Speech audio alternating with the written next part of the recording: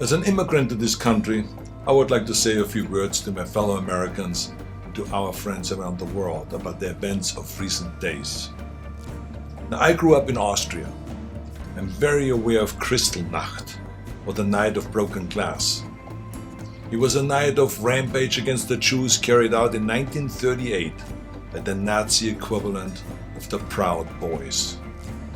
Wednesday was the day of broken glass right here in the United States. The broken glass was in the windows of the United States Capitol. But the mob did not just shatter the windows of the Capitol, they shattered the ideals we took for granted. They did not just break down the doors of the building that housed the American democracy, they trampled the very principles on which our country was founded. Now, I grew up in the ruins of a country that suffered the loss of its democracy. I was born in 1947, 2 years after the Second World War. Growing up, I was surrounded by broken men drinking away their guilt over their participation in the most evil regime in history.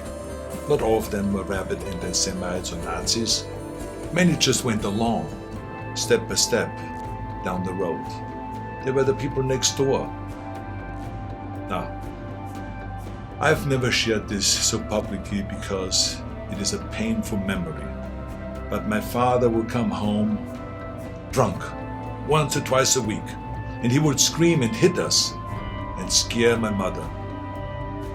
I did not hold him totally responsible because our neighbor was doing the same thing to his family, and so was the next neighbor over. I heard it with my own ears and saw it with my own eyes.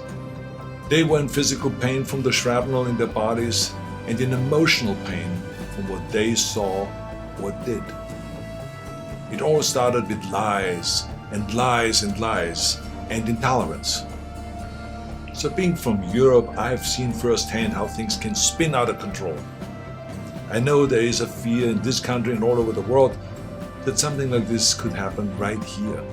Now, I do not believe it is, but I do believe that we must be aware of the dire consequences of selfishness and cynicism. President Trump sought to overturn the results of an election, and of a fair election. He sought a coup by misleading people with lies. My father and our neighbors were misled also with lies, and I know where such lies lead. President Trump is a failed leader. He will go down in history as the worst president ever. The good thing is that he soon will be as irrelevant as an old tweet.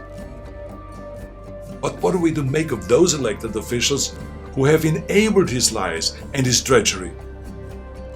I will remind them of what Teddy Roosevelt said. Patriotism means to stand by the country.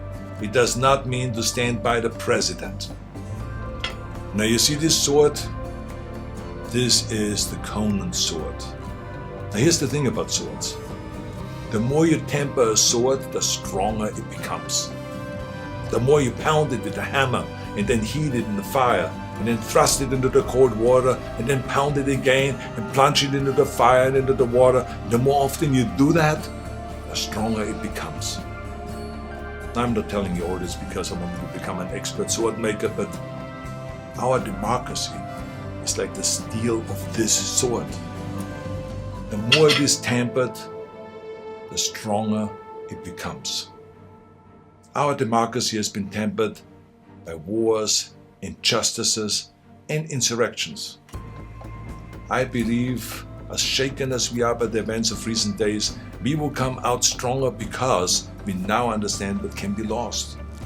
We need reforms, of course, so that this never ever happens again. We need to hold accountable the people that brought us to this unforgivable point. And we need to look past ourselves, our parties and disagreements, and put our democracy first. And we need to heal together from the trauma of what has just happened. We need to heal not as Republicans or as Democrats, but as Americans. Now, to begin this process, no matter what your political affiliation is, I ask you to join me in saying to President-elect Biden, President-elect Biden, we wish you great success as our president. If you succeed, our nation succeeds. We support you with all our hearts as you seek to bring us together. And to those who think they can overturn the United States Constitution, know this: you will never win.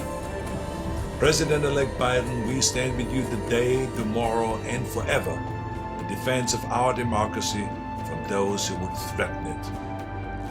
May God bless all of you, and may God bless America.